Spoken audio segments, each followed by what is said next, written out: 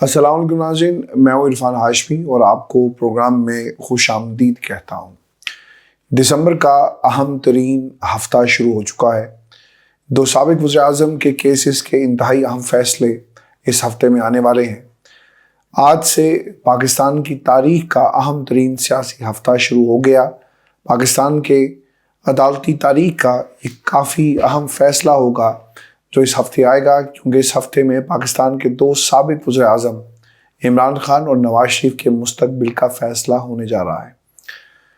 Viewers, ویسے تو پاکستان کا عدالتی نظام بری طرح ایکسپوز ہو چکا، لیکن پھر بھی اگر کسی کا ضمیر جاگ گیا تو پاکستان کی سیاست میں ایک بوچھال آ سکتا ہے۔ 4 انتہائی اہم ترین کیسز، جن کی سنوائی اور ان پر فیصلے آنے والے ہیں، ایک ایک کر کے میں آپ کے سامنے رکھوں گا، اور پھر اس کے ساتھ جڑے ہوئے کچھ انتہائی اہم سوالات کہ کس قسم کے فیصلے آ سکتے ہیں اور متوقع فیصلے کیا ہیں اور ان کا فائدہ کون اٹھائے گا۔ پہلا کیس سائفر کیس کا ہے، جس کا جیل ٹرائل دوبارہ سے یعنی باقاعدہ طور پر اس کا ٹرائل کا آغاز جیل میں ہو چکا۔ عمران خان اور شاہ محمود قریشی کو نقود کی تقسیم کی جائے گی، اور پھر امید یہ ہے کہ عدالت اپنے حکم پر عمل درآمد کروائے گی اور میڈیا کو انٹری دی جائے گی، اور اگر میڈیا کو انٹری نہیں دی جاتی تو کل یعنی اب یہ سماعت ہونے جا رہی ہے تو اس ٹرائل پر بھی بہت سارے سوالات اٹھائے جائیں گے۔ یہ بھی ممکن ہے کہ جیل ٹرائل ایک بار پھر چیلنج کیا جائے، کیونکہ عمران خان بھی چاہتے ہیں کہ اس ٹرائل کی سماعت میڈیا کے سامنے ہو۔ ویورز، گزشتہ سماعت پر انہوں نے اس بات پر آدھا گھنٹہ جج کے سامنے دلائل دیے کہ سماعت کو اوپن کورٹ میں ہونا چاہیے۔ سوال یہ ہے کہ سائفر کیس کا جیل میں اوپن ٹرائل عدالت پر صحافیوں اور پبلک کو سماعت تک رسائی دینے کا کیا دباؤ بڑھ گیا ہے؟ تو ویورز، آپ کو بتا دیں کہ پچھلی سماعت کے دوران میڈیا کو جیل سماعت کے حوالے سے کمرہ عدالت تک رسائی نہ دینے پر عدالت کو شدید تنقید کا سامنا کرنا پڑا، اور عمران خان کے وکلاء نے دعویٰ بھی کیا کہ سماعت کے دوران قیدیوں کو ہی عام پبلک کے روپ میں وہاں پر لایا گیا، جو کہ ہائی کورٹ کے احکامات کی صریحاً خلاف ورزی ہے۔ آج ہونے والی سماعت کے دوران عدالت کو ان دونوں پہلوؤں کا درست کرنا ہوگا، اس کا جائزہ لینا ہوگا، ورنہ کیس کے شفافیت پر بہت سارے سوالات وہ اٹھنے جا رہے ہیں۔ دوسرا کیس بھی یہ توشہ خانہ کا ہے۔ آپ کو بتا دیں کہ عمران خان کی توشہ خانہ فیصلہ معطل کرنے کی جو درخواست پر بھی اس ہفتے یعنی آج اسلام آباد ہائی کورٹ کا فیصلہ ہونے جا رہا ہے، اور 4 روز پہلے کی جو سماعت تھی اس میں عدالت نے الیکشن کمیشن کے وکیل کو ہدایت کی تھی کہ وہ تحریری جواب عدالت میں جمع کرائے، اس کو دیکھ لیا جائے گا اور پھر عدالت اس پر فیصلہ کر دے گی۔ عمران خان کی درخواست منظور ہونے کی صورت میں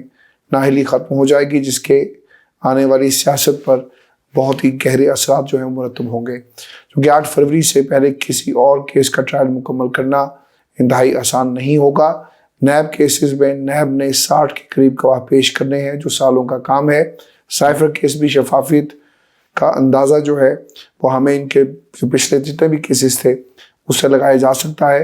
اور یہ پہلو بھی یعنی شفافیت کا ہمیں ختم ہوتا ہوا نظر آ رہا ہے۔ اور یہ سوال جو بہت سارے لوگوں نے پوچھا، اس لیے میں نے اسے پروگرام میں شامل کر لیا کہ کیا عمران خان دوبارہ سے chairman P T I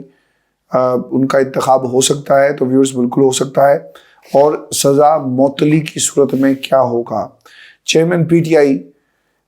Imran Khan دوبارہ سے چیئرمین بننے کے اہل ہو جائیں گے، اور پھر عمران خان اگلے انتخابات میں حصہ لینے کے بھی اہل ہو جائیں گے۔ اب توشہ خانہ کیس نااہلی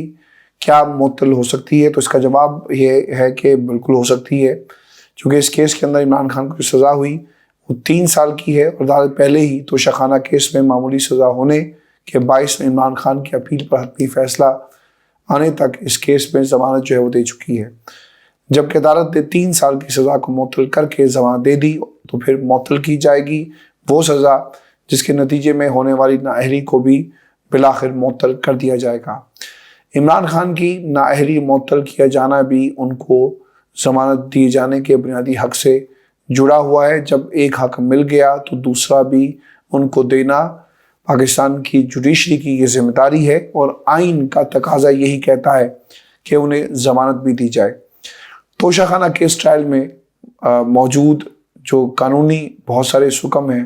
اور اس کا عمران خان کو کیا فائدہ ملے گا، بالکل ملے گا اور معاملہ نااہلی کی سزا معطلی کی طرف جا سکتا ہے۔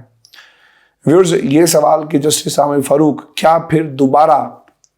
ویلن کا کردار ادا کریں گے، تو آپ کو بتا دیں کہ ابھی تک عامر فاروق صاحب نے ایسا ہی کیا، مگر توشہ خانہ کیس کی کمزوریاں شاید عامر فاروق کو ایسا نہ کرنے دیں۔ اور ویسے بھی اگر عامر فاروق نے یہ ریلیف نہ بھی دیا تو عمران خان کے پاس سپریم کورٹ کا ایک فورم موجود ہے جہاں پر یہ کیس جو ہے اٹھایا جا سکتا ہے۔ ویورز، جو تیسرا کیس ہے وہ ہے 190 ملین پاؤنڈ کا، جسے ایک مختلف ناموں سے جو ہے وہ پکارا گیا، یعنی 190 ملین پاؤنڈ بھی کہا گیا، القادری ٹرسٹ کیس بھی کہا گیا، یا نیشنل کرائم ایجنسی بھی کہا گیا۔ اب اس میں عمران خان کی ضمانت پر جو 4 دسمبر کو احتساب عدالت میں ہونے جا رہی ہے، یعنی دوبارہ یہ سماعت ہوگی، اور اس کیس میں بظاہر عمران خان کو ضمانت ملنے کے احکامات جو ہے وہ موجود ہیں، کیونکہ تفتیش مکمل ہو چکی، ریفرنس دائر ہو چکا، اور 59 گواہوں کے ساتھ اس کیس کا مکمل ہونے میں طویل سفر ہے۔ اس لیے قانونی طور پر عمران خان کے ضمانت کے امکانات بہت زیادہ ہیں، لیکن عمران خان کو پہلے بھی غیر قانونی طور پر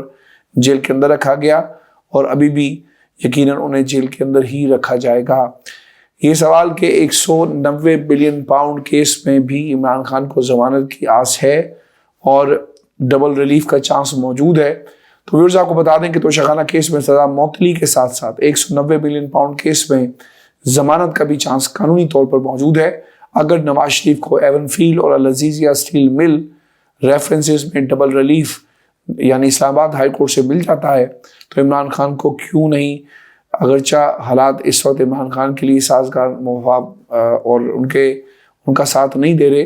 مگر کیس میرٹس پر اگر سنے گئے تو عمران خان کو ضرور جو ہے وہ ریلیف ملے گا، اور ایسا ہونے کی صورت میں عمران خان جیل سے باہر آنے سے صرف ایک قدم دور رہ جائیں گے، اور وہ ہوگا سائفر کیس میں ضمانت کا کیس، جو کہ سپریم کورٹ میں اس وقت زیر سماعت ہے۔ ویئرز، جو چوتھا کیس ہے نا وہ ہے العزیزیہ ریفرنس، جس میں نواز شریف کی اپیل پر اسلام آباد ہائی کورٹ 7 دسمبر کو سماعت کرے گی۔ 1 جنوری 2019 کو یہ اپیل دائر ہوئی، 7 دسمبر 2023 کو اپیل پر پہلی سماعت ہوگی جو آخری سماعت ثابت ہوگی اس کیس میں، جو 2019 میں یعنی اس دوران جتنی بھی سماعتیں ہوتی رہی وہ صرف ضمانت کی حد تک تھی۔ پھر نواز شریف اشتہاری ہو کر اکتوبر 2023 میں واپس آئے، اپیل بحال ہوئی، اب 7 دسمبر کو سماعت ہوگی۔ نیب کی فراخ دلی کو دیکھتے ہوئے اس کیس میں پہلی سماعت پر بھی ہم یہ جو ہے وہ ایکسپیکٹ کر سکتے ہیں کہ اسے اڑا دیا جائے گا۔ اور ویورز، آپ کو یہ بھی بتا دیں کہ شاید یہ دنیا کی پہلی اپیل ہوگی جسے 4 سال کے لیے بند کر دیا گیا، ان ایکٹیو تھی اور اب دوبارہ سے یہ ایکٹیو ہو گئی ہے۔ تو اس سے پہلے آپ کو پاکستان کی تاریخ میں، عدالتی تاریخ میں کہیں پر بھی اس قسم کی کوئی ریلیف جو ہے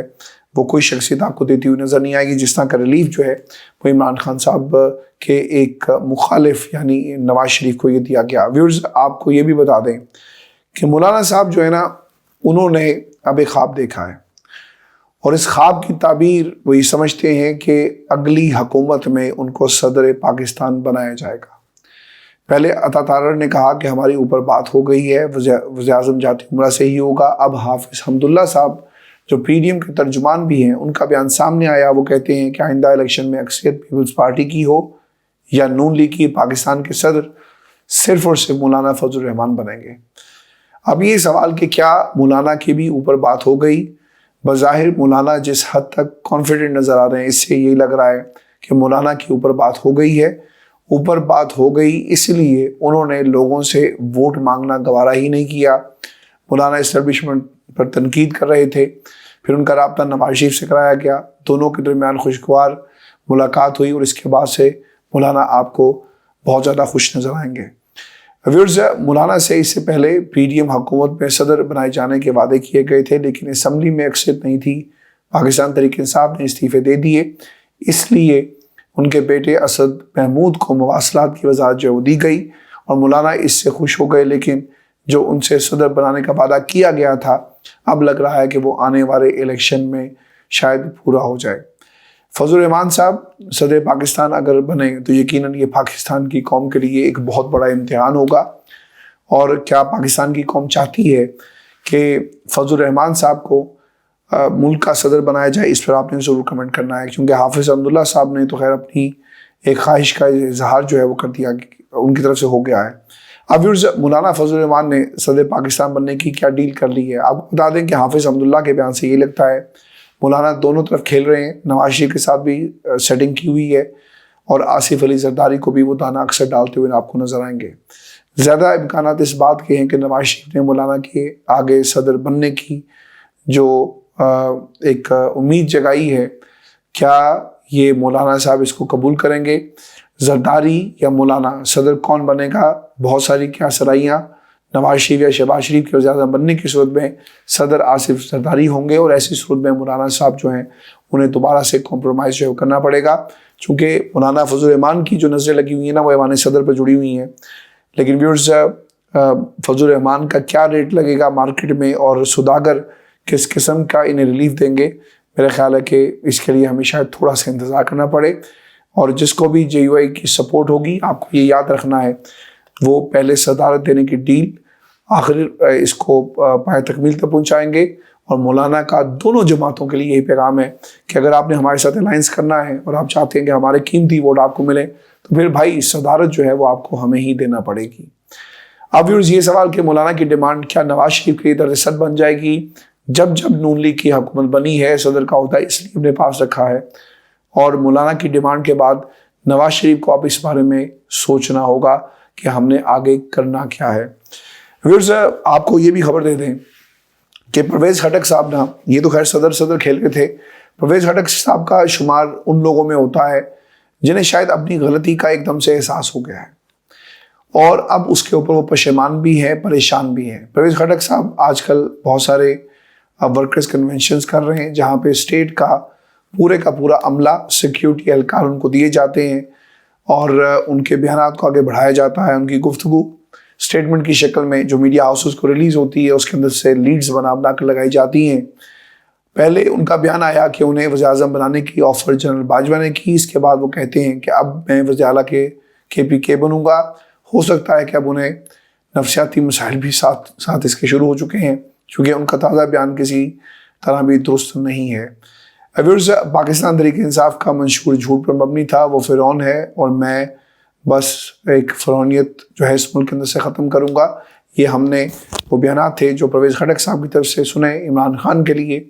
اگر منشور جھوٹا تھا بھائی تو آپ 10 سال تک وہاں پر کیا کرتے رہے؟ منشور جھوٹا تھا، یہ 10 سال بعد آپ کو کیوں سمجھ میں آیا؟ منشور جھوٹا تھا لیکن کے پی میں اقتدار کے مزے آپ لوٹتے رہے۔ منشور جھوٹا تھا تو کے پی میں صحت کارڈ لانا بھی کیا اس جھوٹے منشور کا حصہ تھا؟ کے پی میں پولیس اصلاحات بھی کیا اس جھوٹے منشور کا حصہ تھا؟ کے پی میں تعلیمی اصلاحات لانا بھی کیا اس جھوٹے منشور کا حصہ تھا؟ کے پی میں بلین ٹری سونامی منصوبہ شروع کرنا بھی کیا اس جھوٹے منشور کا حصہ تھا؟ پشاور بی آر ٹی بنانا بھی کیا اس جھوٹے منشور کا حصہ تھا؟ کے پی میں فوڈ سبسڈی پروگرام بھی لایا گیا، کیا قوم کو یہ بھی بتا دیں کیا یہ بھی ایک جھوٹے منشور کا حصہ تھا؟ شاید خٹک صاحب کی فرسٹریشن جو ہے بڑھ گئی اور ویورز اس لیے وہ بیانات اس طرح دے رہے ہیں، لیکن اس کی وجہ کیا بنی؟ پرویز خٹک کی فرسٹریشن کی واحد وجہ عمران خان کی مقبولیت اور پی ٹی آئی کا ووٹ بینک ہے۔ پرویز خٹک کو یہ دیکھ انہوں نے جو چیزیں اب تک آبزرو کی سیاسی منظرنامے پر، وہ ایسا لگ رہا ہے کہ وہ جو وسائل اور جس طرح سپورٹ انہیں کیا جا رہا ہے، اس سپورٹ کے باوجود انہیں ممکنہ نتائج نہیں مل رہے، اسی لیے وہ فرسٹریشن کا شکار ہمیں نظر آتے ہیں۔ لیکن پرویز خٹک صاحب کی کوششیں یقیناً پاکستان تحریک انصاف جس طرح انہوں نے ایک جماعت بنائی اور وہ اب اس جماعت کے اندر جو ہے اس جماعت کے پلیٹ فارم سے وہ سمجھتے ہیں کہ شاید وہ آنے والے دنوں کے اندر اپنی حکومت کے پی میں بنانے میں کامیاب ہو جائیں۔ ویورز، آپ کو آخر میں یہ خبر بھی دے دیں کہ خواجہ آصف صاحب کی آن لائن شترول ہوئی ہے اور اس کی وجہ ایک تصویر بنی، اور گوہر خان بیرسٹر جو ہیں ان کے چیئرمین پی ٹی آئی بننے پر پی ٹی آئی کو شرم و حیا کے طعنے دینے والے خواجہ آصف صاحب نے ٹویٹر پر یعنی ایکس کے اوپر ایک پوسٹ شیئر کی،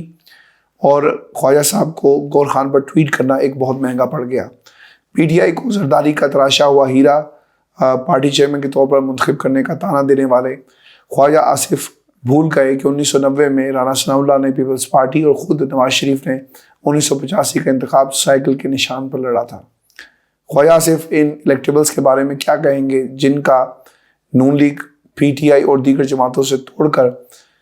انہیں ٹکٹ جو ہے وہ جاری کیے جا رہے ہیں، جن میں راجہ ریاض سر فہرست ہیں۔ اور آپ کو یہ ویورز یاد ہوگا کہ پچھلے سال جب نون لیگ نے پنجاب کے ضمنی انتخابات میں PTI کے سابق اراکین اسمبلی کو ٹکٹ دیے تھے تو اس وقت کیوں خواجہ آصف صاحب جو ہیں وہ بھول گئے، اور کیا ہوا آپ کے ان باتوں کا، ان سٹیٹمنٹس کا؟ نواز شریف نے جب بلوچستان جا کر اسی باپ کے لوگوں کو اپنی گود میں بٹھایا جن پر مریم نواز شدید تنقید کر چکی ہیں، تو اس وقت کیا خواجہ آصف صاحب کو شرم و حیا، جس طرح وہ ایک جملہ کہتے ہیں کہ کوئی شرم ہوتی ہے کوئی حیا ہوتی ہے، تو یہ جملہ کیوں یاد نہیں آیا؟ شاید یہ سیاستدان ہیں، اس لیے انہیں اپنی کئی ہوئی باتیں یاد نہیں آتی اور اس لیے بھول جاتے ہیں اور وقت پڑنے پر دوسروں پر تنقید کرتے ہیں۔ ویورز، میرے گلا ابھی بھی خراب ہے اور حالات بہت زیادہ مشکل ہو گئے، لیکن انشاءاللہ کوشش میری ہوگی کہ یہ سلسلہ آپ کے ساتھ جاری رہے اور ویڈیوز ہم اسی طرح آپ تک لاتے رہیں۔ اگر آپ دیکھیں گے تو میری طبیعت خراب ہونے کے آثار میرے چہرے پر بھی ہیں اور اینٹی بایوٹک ہیوی ڈوز جو چل رہی ہے، انشاءاللہ کچھ دنوں میں میں مکمل صحت یاب ہو جاؤں گا، کیونکہ انگلینڈ میں برف پڑ چکی ہے اور برف اپنی اثرات جو ہے وہ دکھا رہی ہے۔ پھر یہ شو تھا آج کا ہمارا، اپنے کمنٹ ضرور بھیجیے گا، چینل کو سبسکرائب کرنا مت بھولیں۔ مجھے اجازت دیجیے، اللہ نے کے بعد۔